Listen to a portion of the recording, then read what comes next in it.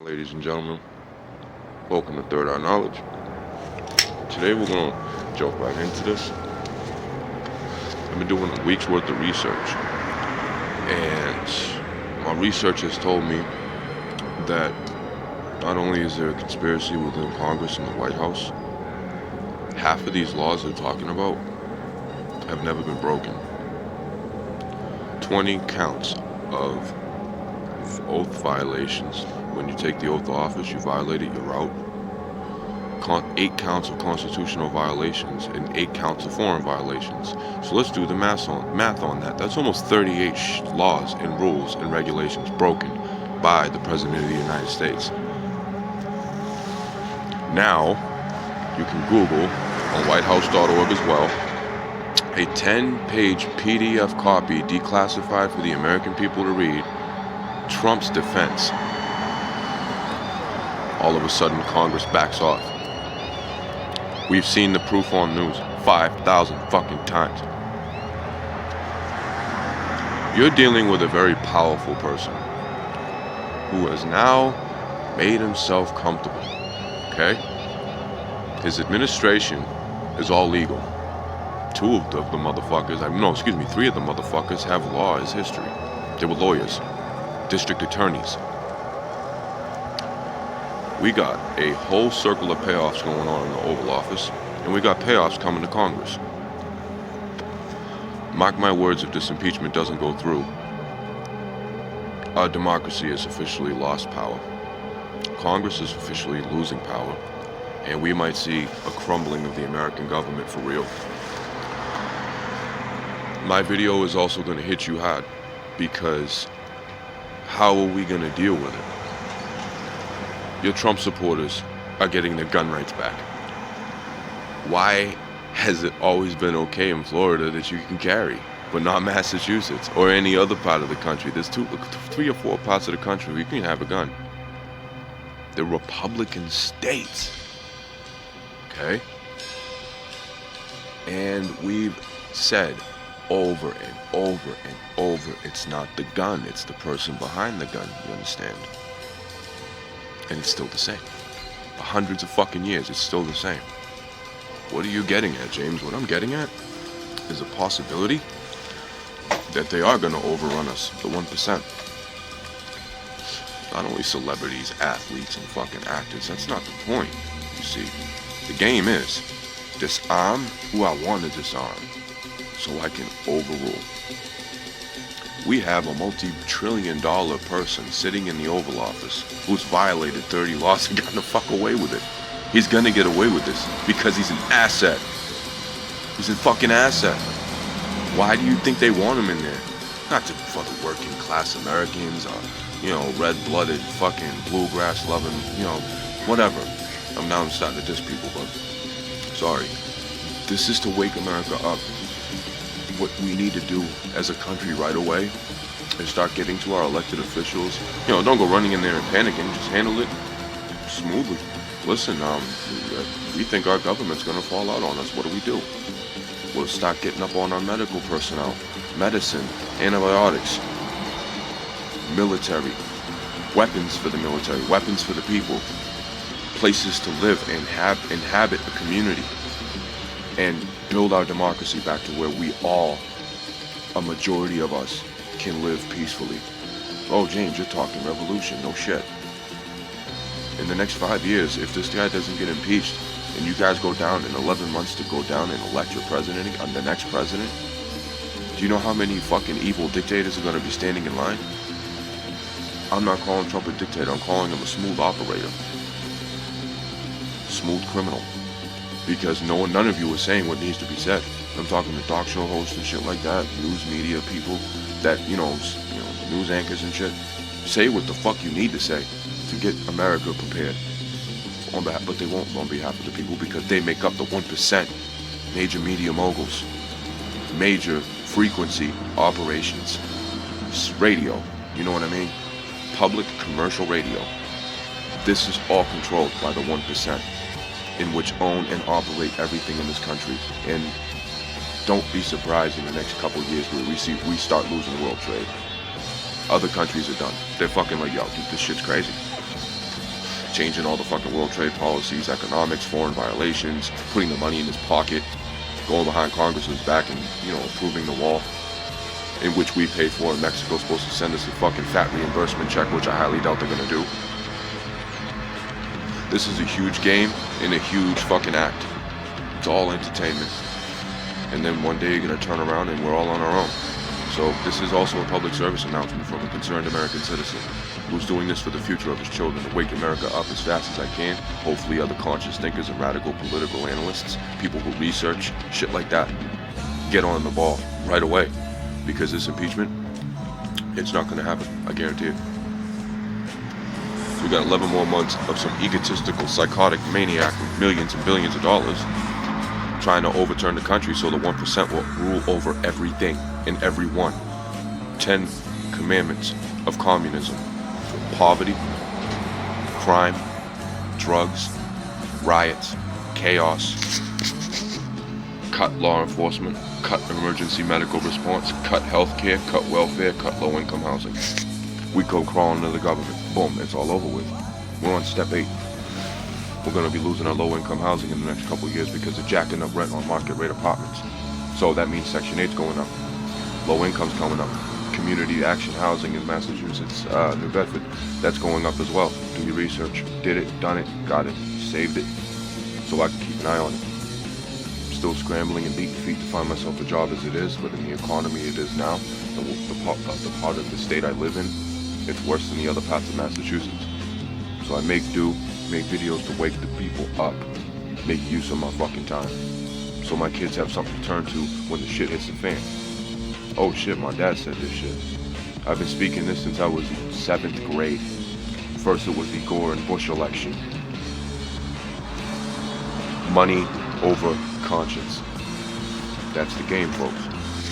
I don't say this to scare you guys. I don't say this to be better than anybody, because this week's worth of research, how are you going to say that 200 congressional seats that called upon your due justice for all these violations and laws that were broken, how are you going to sit there and tell the American people all of a sudden it's hearsay, conspiracy, and they don't have enough evidence? Trump's lawyer dropped the ball on all this when he came on the air and he said, and I quote, "Well, this is more correct than what was incorrect the last time."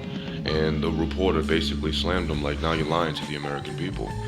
You know, it's just things like this where more of us need to come on and warn each other. You know, like, they're never going to tell us what we really need to know. That, oh shit, we fucked up, we put a very criminally powerful person inside of the Oval Office. Oh shit, what do we do? That's never going to happen.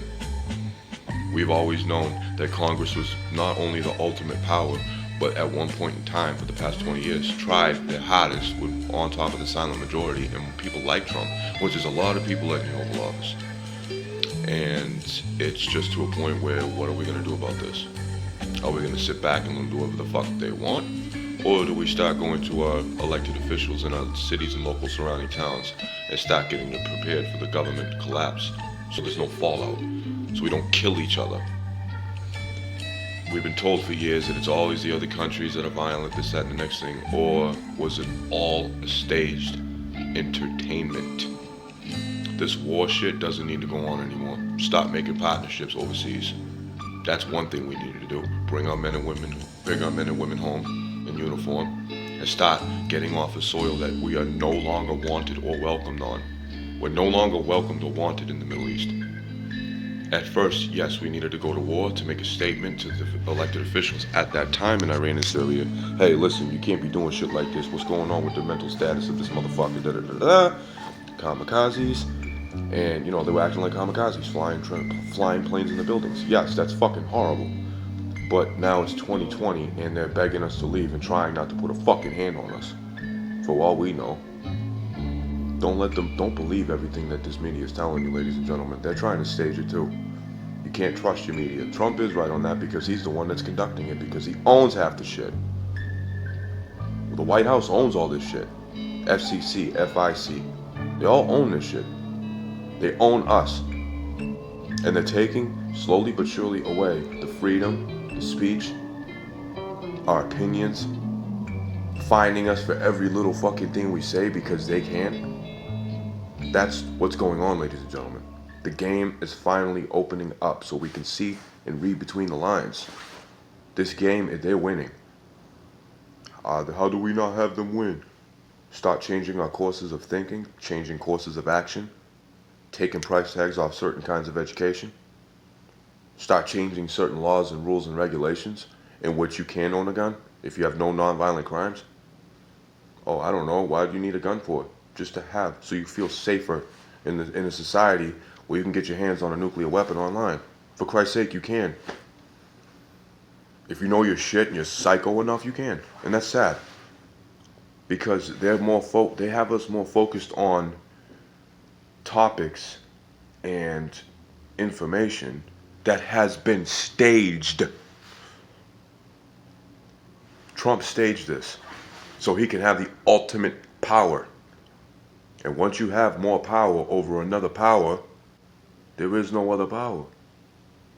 He's a very powerful, we've known this for 30 years. Why are we all so all of a sudden concerned, scared, and feeling stupid? We knew this when he walked into the Oval Office on that first day when he took oath. He didn't even give a fuck. He showed it on stage. I don't give a fuck. Said it twice back in the 80s. I will never become president unless this, that, and the next thing. And now it's this, that, and the next thing.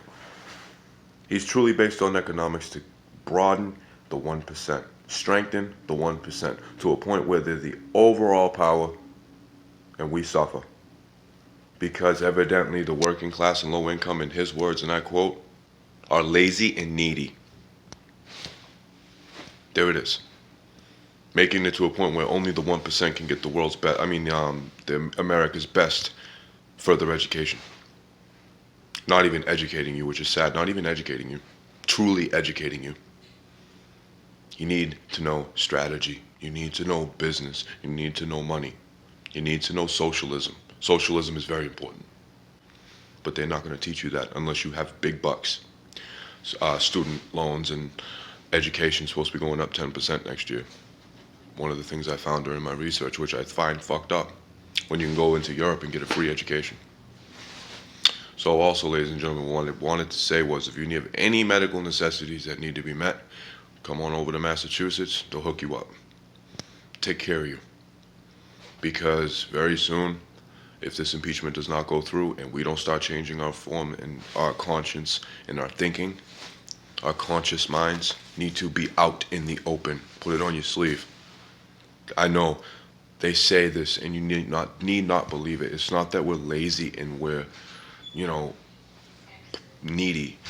It's the fact that there is no room so thinkers, philosophers, inventors, and people with positive statistical intentions can get into the society and feel more part of than just slaving to meet another day.